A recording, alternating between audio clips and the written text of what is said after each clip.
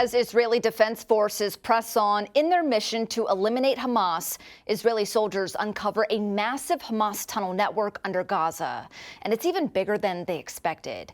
Since the IDF began its ground incursion of Gaza in October, Israeli intelligence officials have been assessing the tunnels, and last month they estimated there to be 250 miles worth of underground infrastructure in Gaza.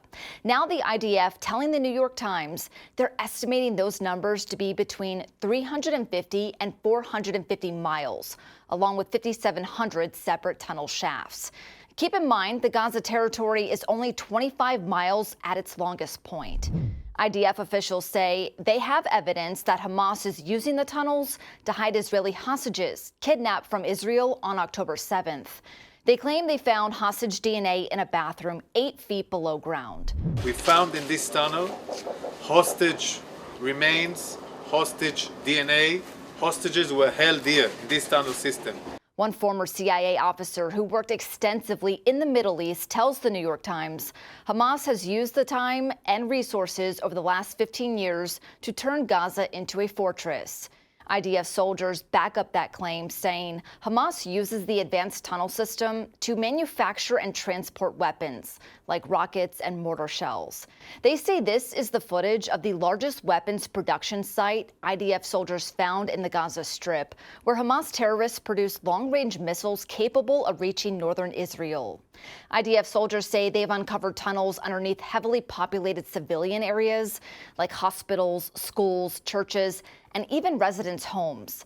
And they found a list of Gazan families that hosted tunnel shafts in their homes, according to the Times of Israel. Huge raids were coming out from Khan Yunis on the 7th of October. They all came back here and used this tunnel system in order to survive, embed themselves.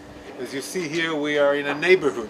Embed themselves in the civilian neighborhood in order to make it impossible for the IDF, unless he does a ground operation, to fire at this area or try to rescue the hostages in this area.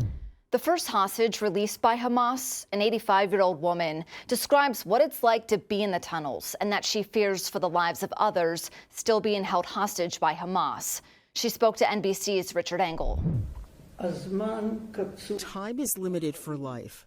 And when you are over there, the lack of air in the tunnels, as well as the shortage of food and medicine, could bring people to complete exhaustion, and they just won't make it.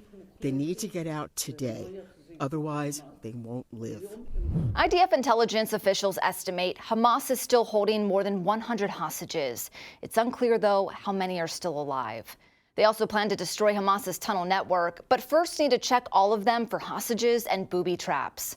IDF officials say it could take years to demolish the tunnels.